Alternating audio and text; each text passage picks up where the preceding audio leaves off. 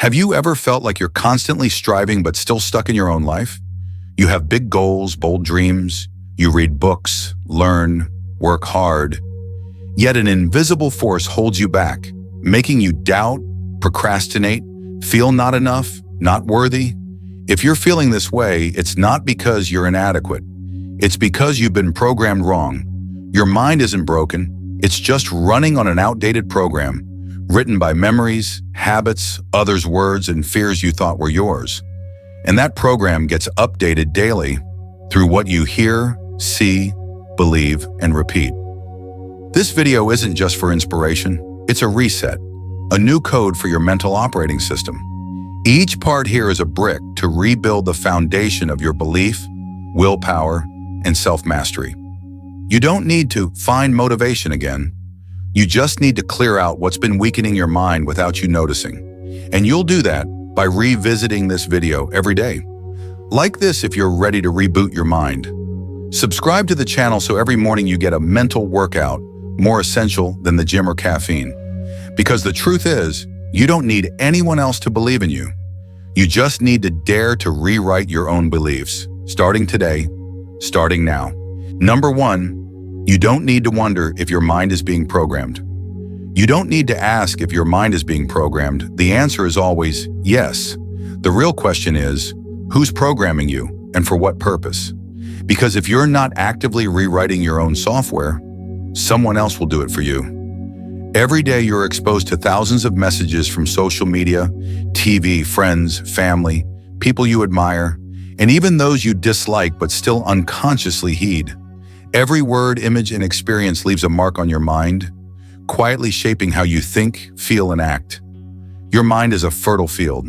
If you don't plant your own seeds, someone else will scatter theirs. Not for your benefit, but for theirs. Brands want you to feel lacking, so you buy more. Influencers want you to feel inadequate, so they keep their sway. Some loved ones want you to stay where you are because your growth makes them uneasy.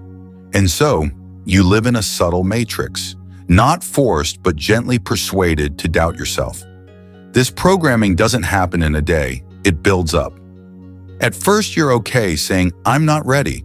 Then you get used to procrastinating because you feel you're not good enough. You start limiting your dreams, choosing safe jobs, accepting an average life. Not because you lack ability, but because your mind has been fed the belief that good isn't enough, that someone like you can't go far. You think it's the truth, but it's just faulty code running in the background of your mental operating system. A Stoic once said, "Nothing is more dangerous than a mind controlled without knowing it's controlled." That's why you must start rewriting your life's program, not with dramatic declarations, but with small daily choices. What you read, what you listen to, what you say to yourself each morning in the mirror. If you repeat daily, "I'm always late," you'll become someone who's always late. If you say, "I'm not capable of that," you'll never try.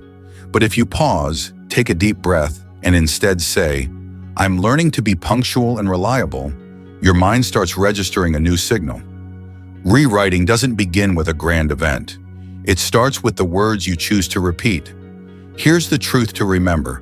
Everything you repeat becomes part of you. You can't claim to love yourself while calling yourself stupid every time you mess up. You can't demand an extraordinary life when your mind is cluttered with mental garbage from what you consume daily. And you can't live freely if you keep using the voice of those who hurt you to talk to yourself. Imagine each morning as a system reboot.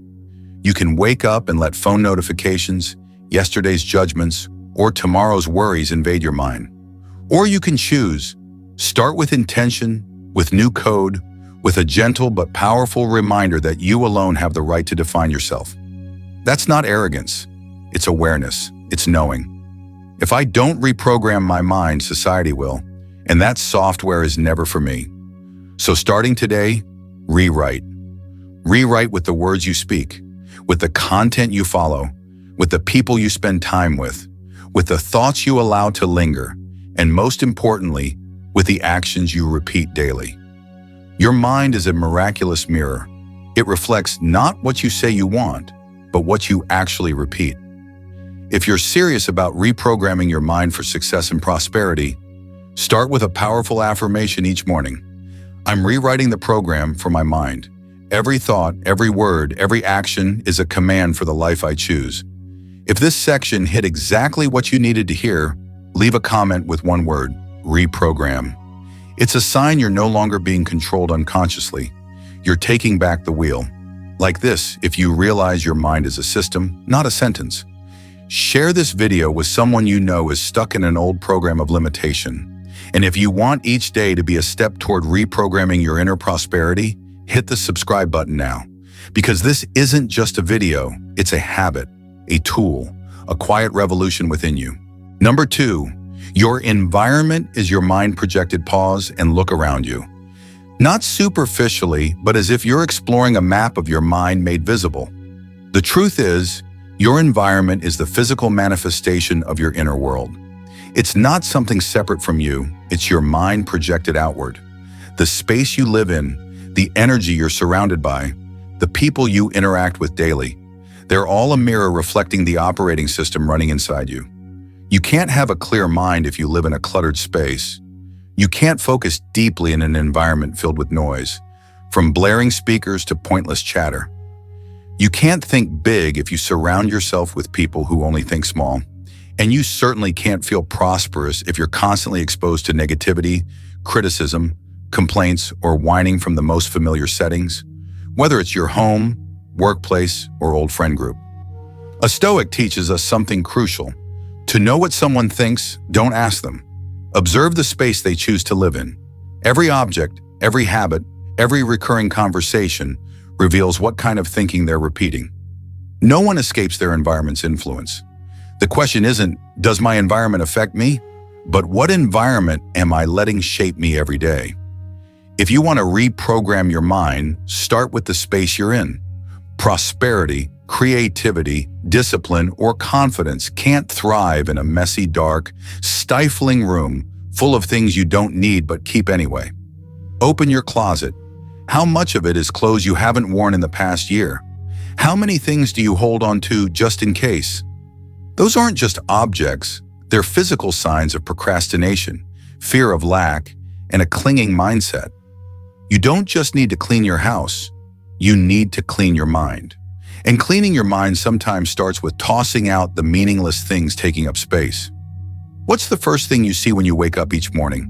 A pile of scattered shoes, a desk buried in unresolved paperwork, a room lacking light and air? Don't think it's trivial. Your brain registers everything, even what you don't consciously notice. It sends a signal. Today is a chaotic, tiring, uninspired day. But if you step out of bed and see light pouring in, a tidy space, a few favorite books, and a plant by the window, you don't need anyone's pep talk. That environment automatically triggers your positive mode. But it's not just the physical space. Your emotional environment, the people you allow around you, has the deepest impact on how you think and live. If you lunch with people who gossip about the boss, complain about pay, mock others, and blame the world, you'll slowly absorb that mindset without realizing it. Then you wonder why you feel drained, discouraged, unmotivated. It's simple. You're sitting in a toxic environment and calling it normal. One of the bravest acts of a Stoic isn't enduring. It's carefully choosing what they allow around them. You have the right to limit anyone's access if they drag your energy down.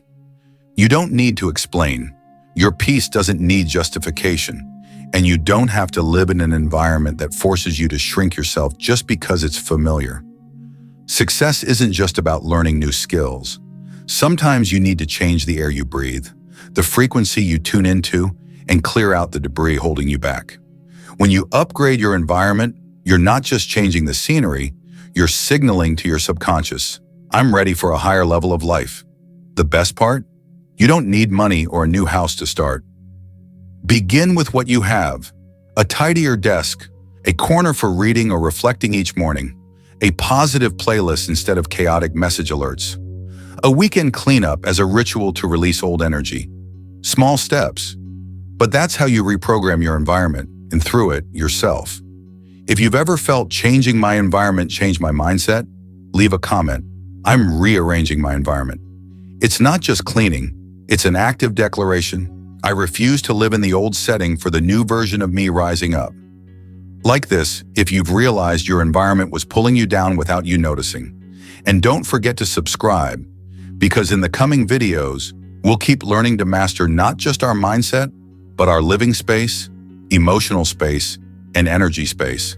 Because when you change your environment, you're creating a new world from within. Number 3, gratitude is a weapon against lack. If there's one powerful weapon to combat feelings of lack, doubt, and failure in your mind, it's gratitude. It sounds simple, even cliche, but that's only true if you think gratitude is a soft, fleeting emotion. In reality, gratitude is a deliberate act, a mental discipline, a method to retrain your brain to see abundance instead of scarcity. Only when you truly practice gratitude can you break free from the scarcity mindset, the one quietly programming you to believe, I'm not enough, I don't have enough, I'm nothing yet. The human mind naturally seeks what's wrong, what's missing, what's unachieved. It's a survival mechanism. But if you don't tame that tendency, you'll live as if life is an endless list of deficits. Not enough money, time, beauty, opportunities, love. And soon you view everything through the lens of not enough. Even the best things you encounter get warped by your mind into not up to standard. And the real danger? A scarcity mindset breeds scarcity emotions. And scarcity emotions always lead to self-destructive behaviors. You overspend because you fear feeling inferior without what others have. You lie to seem more valuable. You envy because someone achieved what you think you can't. It all stems from a deep belief, I don't have enough. But the truth is, you're not lacking. You're just not seeing. To see, you need to train your mind with the habit of gratitude every day, every hour, like resetting your mental code. Gratitude doesn't mean settling. It doesn't mean I need nothing more. It means before I chase what's next, I acknowledge the value of what I already have. When you give thanks for clear eyes, a functioning body, a full night's sleep, or a trusted friend, you're pulling your mind's focus away from what you can't control and back to the present, the only place where you have agency. And the magic is, when you shift from I lack to I have, you don't just change your mood, you change your vibrational frequency. Those who practice gratitude consistently aren't just more optimistic.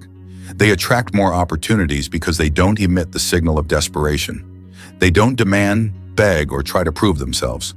They live in a state of, I'm full enough to share, and that energy is what truly draws abundance. Successful people don't practice gratitude because they're successful. They're successful because they practice gratitude. They see lessons in failure, light in hardship, and opportunities in the unexpected. They don't treat gratitude as a random feeling, but as a life strategy. To reprogram your mind for prosperity and self-mastery, start each morning by writing down at least 3 things you're grateful for.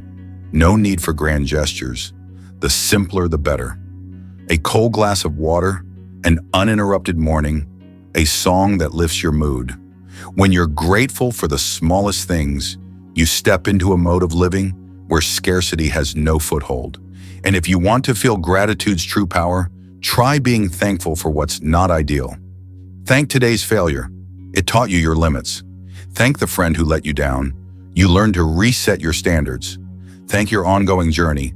It's proof you haven't given up. Gratitude doesn't weaken you. It makes you invincible, because nothing can steal the sense of abundance from someone who chooses to be grateful. From today, whenever your mind slips back to, I lack, pause and ask, what can I be grateful for right now? That one simple question, repeated enough, becomes a reflex. And then your mind starts running on a new operating system, not driven by the fear of not enough, but powered by a sense of abundance and calm. If you feel the truth in this, leave a comment, I have enough. Not because you've stopped growing, but because you're choosing to start from the strongest state, knowing you have the foundation to go further. Like this, if you've ever felt gratitude shift your mood in seconds, share this video with someone lost in feelings of lack. And if you want to wake up each day with a new code installed in your mind, a code for inner prosperity, subscribe to the channel now. Because a grateful mind is a mind that can't be manipulated. Number 4, Curate your inputs like your life depends on it. Picture your mind as a fertile field. Whatever you sow there, wisdom, garbage, or poison, will eventually grow into the shape of your life. What you consume daily isn't just food for your body, it's nourishment for your mind. In a world flooded with chaotic information, curating what you feed your brain isn't advice, it's survival. You might eat clean, hit the gym, meditate each morning, but if the rest of your day is spent clicking on sensational headlines, watching drama, reading toxic comments, or following people who make you compare and feel inferior, you're poisoning your nervous system with a colorless, odorless toxin. And you don't even realize you're being poisoned because it happens in mindless scrolls, just for fun moments or seemingly harmless entertainment. Yet you feel exhausted for no reason. You lose motivation, focus, sleep, become irritable, or lack inspiration. That's not depression. That's mental overload from chaotic inputs. A Stoic doesn't fight the world. They don't block the wind or dodge the waves. They control what they allow inside. It starts with asking, what am I letting into my mental space each day? If the answer is negative news, soulless music, mindless entertainment, or judgments from people who've never built anything for you, you can't blame yourself for feeling depleted. Your mind is sacred ground. No one gets to dump trash there unless you open the gate. The problem is you open it too easily. You don't vet. You let everything flood in. A dramatic social media post, a spiteful comment, a gossip video. You watch to stay informed. You read for fun. But your brain doesn't have a just browsing mode. Every exposure stores data, and that data shapes how you see the world and yourself. To reprogram your mind for prosperity, clarity, and strength, become a ruthless gatekeeper of your mental inputs. This doesn't mean becoming cold or detached from the world. It means holding higher standards for what gets to live in your mind. You don't follow someone just because they're famous. You don't watch something just because it's trending. You don't read content just to kill time, because time isn't killed, it's misspent. Most crucially, rethink what you call entertainment. Entertainment doesn't mean indulgence. True entertainment recharges, refreshes your mind. An inspiring podcast, a thought-provoking video, a film that makes you reflect. That's valuable entertainment. But things that make you laugh for a minute, but leave your mind feeling dirty for hours? That's not entertainment. It's mild mental self-destruction. Every piece of content you take in is a brick. You're building yourself hour by hour. You don't need to ditch all social media. Just manage your content like you manage food. Selectively, with standards, with purpose. You wouldn't drink from a bottle that looks contaminated. Don't consume a video or post that shows signs of mental toxicity. You wouldn't eat spoiled food just because others are. Don't ingest mainstream content just because it's popular. Starting today, clean your mental menu. Unfollow pages that make you feel small. Stop consuming things that make you doubt yourself. Add sources of inspiration, education, and insight that expand you, not shrink you. Then you'll see, when you change your inputs, your life's outputs start to shift. If you've ever felt drained after scrolling social media, leave a comment. I'm purifying my inputs. Recognizing this is the first step to awareness. If you're on the journey to redesign your mental operating system, like this section as a commitment. And don't forget to subscribe, because every video here is crafted not to be consumed, but to cleanse, clarify, and renew your mind. Number 5, discipline is devotion, not punishment. For many, discipline feels like coercion, harsh, rigid, joyless. We see it as punishment. Waking early, exercising, working consistently, abstaining, resisting temptation. This makes discipline something we unconsciously resist, as if it robs our freedom. But that's a profound misunderstanding, one that keeps people from the very behaviors needed to build the life they want. The truth is, discipline isn't punishment, it's devotion. It's the highest act of loyalty to yourself. You don't exercise because you hate your body. You do it because you love it enough to not abandon it to passivity. You don't wake early to suffer. You rise because those early hours are golden for shaping the mindset you need for the day. You don't skip meaningless distractions because you're cruel. You do it because you value your sleep, goals, and inner peace. Discipline is the ultimate form of self-love. Loving yourself enough to refuse actions that weaken you. Loving yourself enough to say no to instant gratification for a sustainable future. Loving yourself enough to live not by emotions, but by mission. And that mission needs a vigilant gatekeeper. No one but you. True freedom is impossible without discipline. Without it, you're enslaved to reflexes, emotions, and circumstances. You let others, the weather, schedules, procrastination, or old habits steer your life. Disciplined people don't live harder lives. They live intentionally. They choose their sleep and wake times, design their spaces, plan their days, and keep promises to themselves. They rise each morning saying, I don't do this because I have to. I do it because I choose to, because I'm building myself. Discipline stops feeling like a burden when you know what you're building. You won't ask, why force myself? But affirm, I'm worth this consistency. Discipline becomes a shackle only when you lack a clear vision of who you're becoming. But when that image burns vividly in your mind, every small act is a step forward. Discipline shifts from something you force to something you refuse to lose. Stoics don't embrace harshness. They don't live austerely to punish themselves. They live with discipline to forge inner strength, maintain clarity, and stay steady amid external storms. For them, discipline is a ritual, a daily commitment to focus, awareness, and resilience. This carries them through adversity without losing themselves. If setting an early alarm, keeping a routine, or resisting distractions feels hard, stop thinking you're torturing yourself. You're not. You're teaching yourself to be reliable. Nothing is stronger than someone who keeps promises to themselves. When you know you won't give up easily, that you'll rise on time without oversight, that you'll work despite no deadlines, you don't need the world's praise or control. You've done it from within. If you're starting to rebuild discipline, don't demand perfection. Begin small. One morning habit, a device-free hour, a focused work session, a no to something that doesn't serve your growth. Each success sends a signal to your subconscious, I am reliable. Repeat enough, and discipline won't require force. It'll be your natural state, a foundation, not a struggle. If this resonates, comment. Discipline is freedom. You know freedom doesn't come from doing whatever you want. It comes from mastering yourself against temptations. Like this, if you see discipline doesn't make you rigid, it makes you strong. If you're rebuilding your foundation of discipline through mindset, actions, and lifestyle, subscribe today. Each video here isn't just a reminder, but a step to reinforce your belief. You can build your life with devotion, not chance. Number 6, speak your becoming into existence. The words you use daily aren't just communication tools, they're commands you send to your mind. Every sentence you speak, whether joking or serious, signals to your subconscious who you're becoming.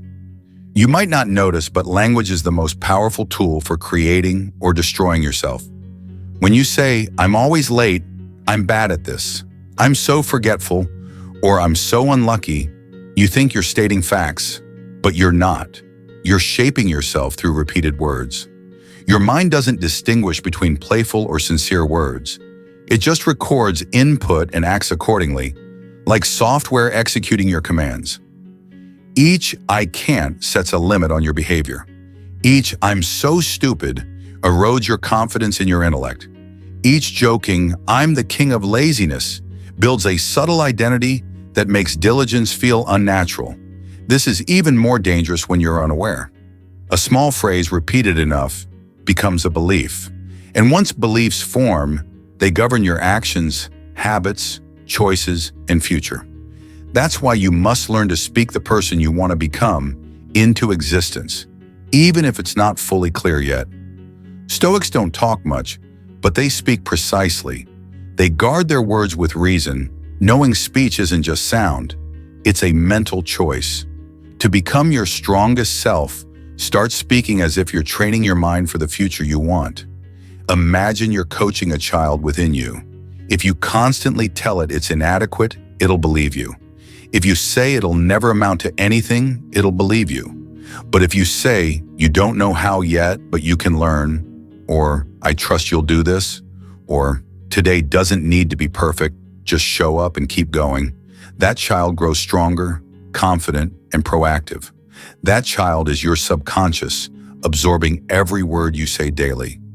The key isn't empty praise or delusion. It's speaking your desired self into being with responsible energy. You don't need to claim, I'm the most successful person alive, if that feels fake. But you can say, I'm learning to be reliable, or I'm growing step by step to live with discipline and clarity. That's not lying, it's leading. Words guide actions, actions yield results. Observe top performers. They never say, I just winged it, or it's all luck. They articulate what they're doing, improving, and aiming for. Their words create a meaningful space for their actions. Don't just speak to others, speak to yourself. Each morning, stand before a mirror and declare who you're becoming. Choose a phrase to repeat until it sinks into your subconscious. For example, I act on goals, not emotions, or I don't quit even without instant results, or I tackle hard things because I don't fear slow progress. These aren't just slogans, they're tools to shape your core. The more you say them with presence, the more they become your mental DNA. If you've ever self-sabotaged with daily quips, don't blame yourself. We grow up in environments full of limiting phrases. This isn't for people like you. Don't dream too big. Success isn't for nice folks, or money doesn't grow on trees. Those words aren't harmless. They're the first commands the world programmed into you. If you don't rewrite them, you'll live your life running on those faulty codes. Today, start rewriting. No need for loud proclamations, just clarity, consistency, and repetition. As Jim Rohn said, how you talk to yourself becomes the story you live in reality. If this makes you realize you need to speak to yourself differently, comment, I speak to lead. It's your first commitment to a new habit, speaking the self you're building into existence. Like this, if you believe words are more than sound, they're tools to rewrite beliefs. If you want daily phrases to move closer to your best self, subscribe now. Here, we don't talk for fun, we speak to transform. Number 7, detach from thoughts. Not all are yours. Not every thought in your head is true, and crucially, not every thought is yours. This may sound strange, even contradictory, but it's a vital realization for reclaiming mental freedom. Most of us grow up never learning to separate me from my thoughts. We're conditioned to believe that if a thought arises, it must reflect our true self. But the truth is, your mind is like a river, and thoughts are clouds passing by. You don't need to cling to every cloud. Thousands of thoughts flow through your mind daily, some positive, some negative, some doubtful, some ambitious, some odd, some profound.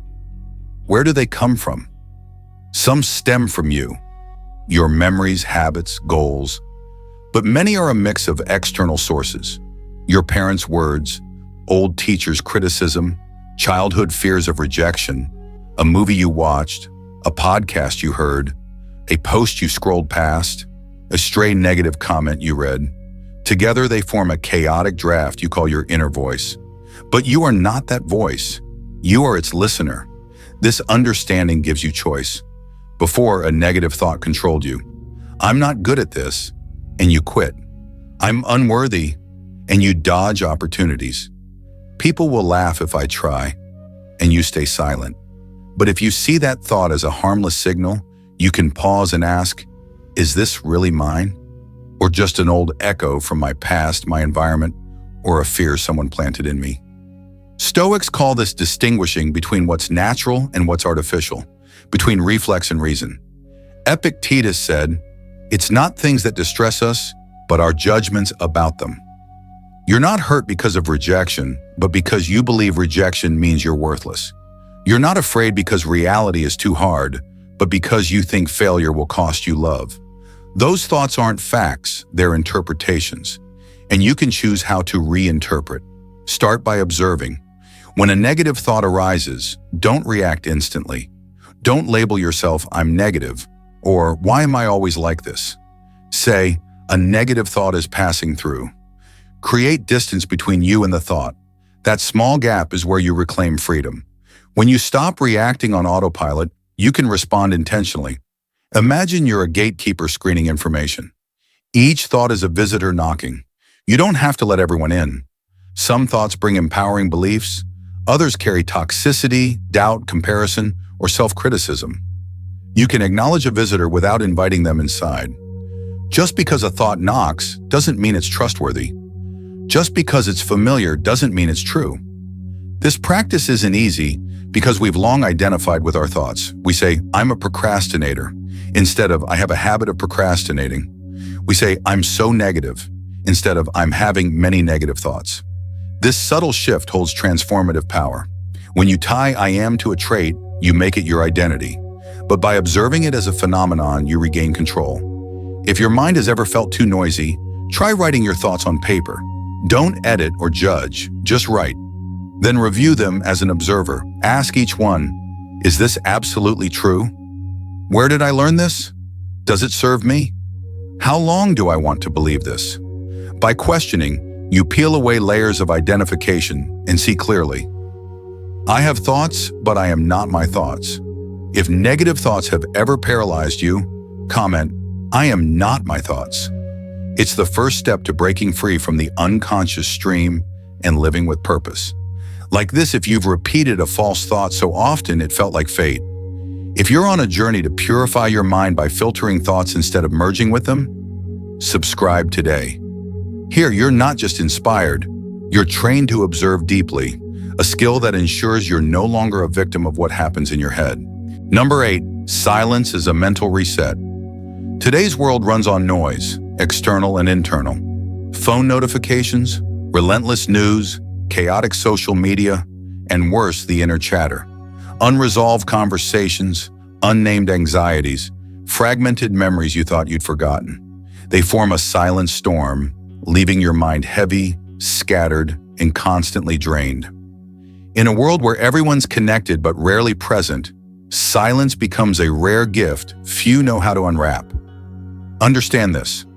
Silence isn't emptiness, it's healing. It's a tool to reset your nervous system, returning you to a baseline state, unprogrammed by external forces, where you can hear your true self. Silence isn't just a quiet moment. It's a strategy to reboot your mind, clear data, refresh your frequency, and most importantly, regain the ability to observe rather than react. Something fascinating happens when you embrace true silence. At first, it's uncomfortable, deeply so. Without distractions, you're forced to face yourself. Buried thoughts surface, unnamed emotions emerge. Most people flee here, turning on music, scrolling social media, anything to fill the void. But if you're brave enough to stay in silence, even for 10 minutes, a miracle unfolds. Your mind slows, your breath deepens, your heart rate settles.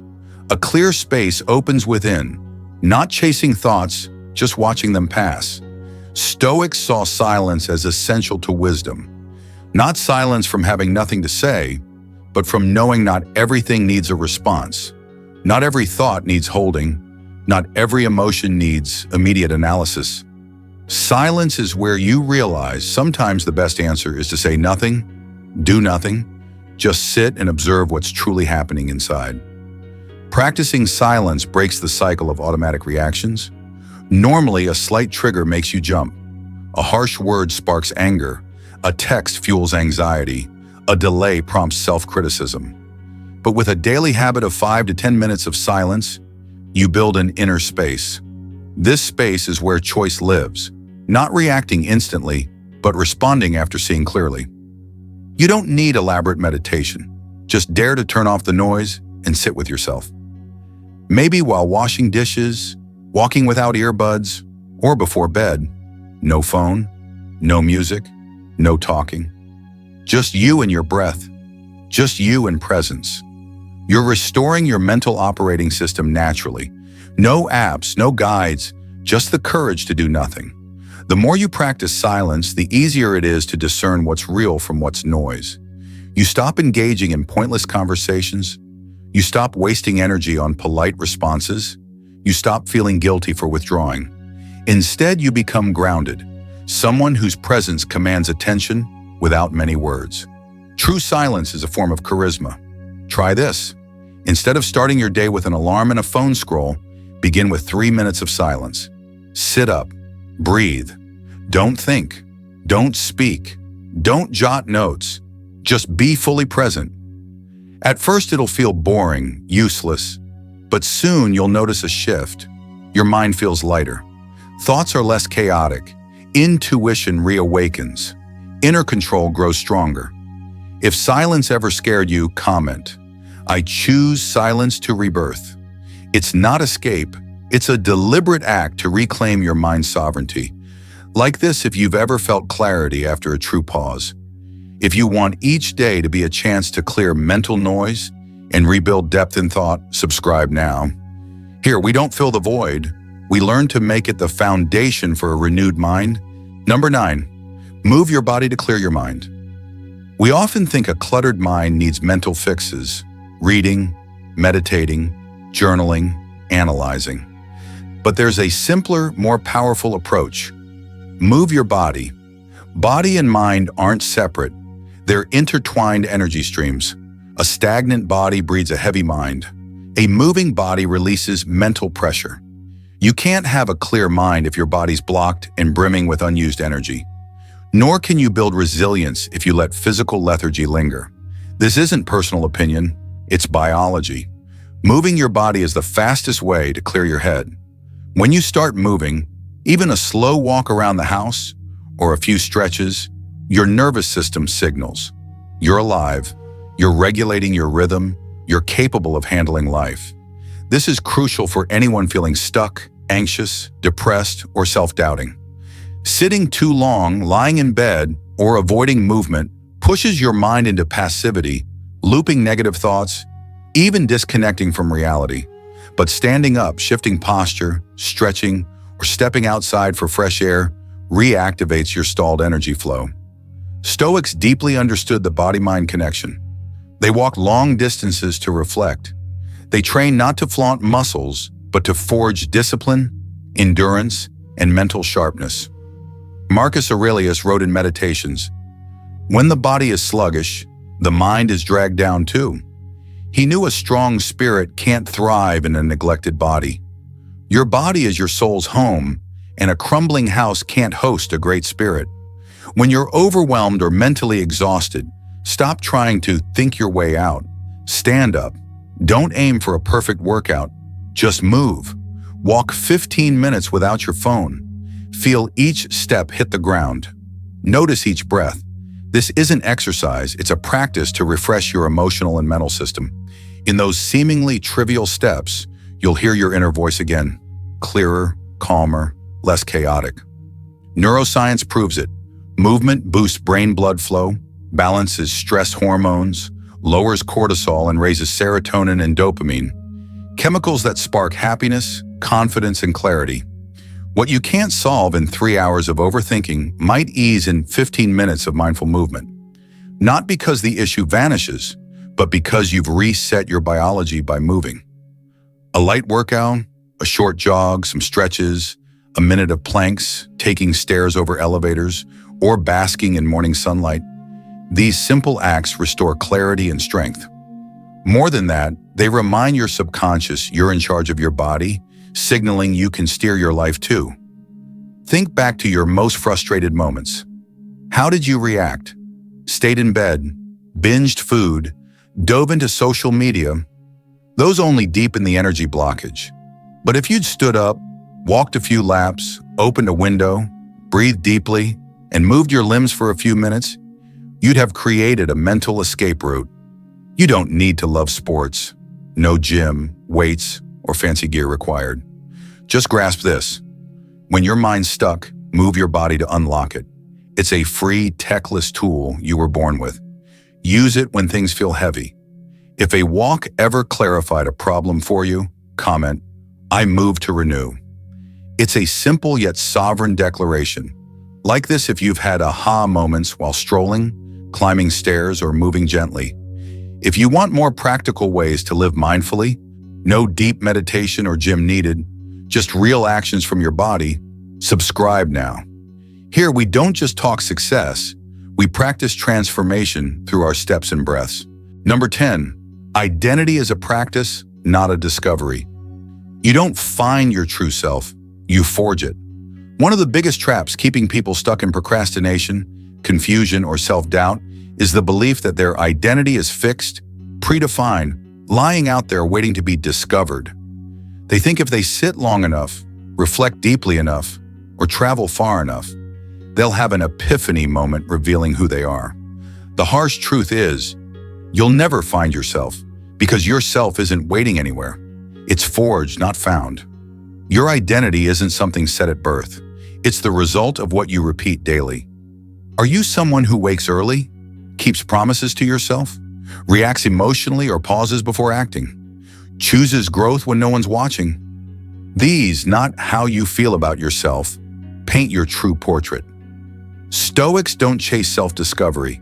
They train their minds, bodies, and discipline. They practice calm, observe emotions, and question before concluding. To them, you are what you choose daily and what you refuse. No one is born strong, kind, honest, or reliable. Those are habits nurtured through deliberate, repeated actions. If you've ever felt lost asking, "Who am I?" stop seeking that answer. Ask instead, "Who am I practicing to be today?" Each day, choose to train one thing, a value, a new reflex, a small habit. Just one. Keep going. It doesn't need to be perfect, just consistent. Over time, these choices craft a version of you that you never knew was possible. Look back 2 years. Are you different? Maybe more confident, less negative, better at setting boundaries, or stronger in handling conflict? Those changes didn't come from a magical moment of finding yourself. They came from specific situations, choices, and actions, however small, toward who you wanted to be. That's the practice of identity. You don't need to know exactly who you are to act like the person you want to become. Acting as that person builds the belief, qualities, and presence to match. Want to be confident? Act confident. Want discipline? Live disciplined even if it feels unfamiliar. Identity doesn't precede action. It's built by action, and action can be trained. Picture your identity as a stone statue. Each intentional act today is a small chisel stroke on rough stone. The more you persist, the clearer the shape. But if you just stare at the stone, asking, "What's my statue?" you'll never see it. You must chisel. You must act. Let the practice answer the question. This also means you're not imprisoned by your past. Past weakness, impulsiveness, indiscipline, or failure isn't your nature. It's just a prior version shaped by old actions. Today you can choose anew. You can add a clearer stroke to your statue.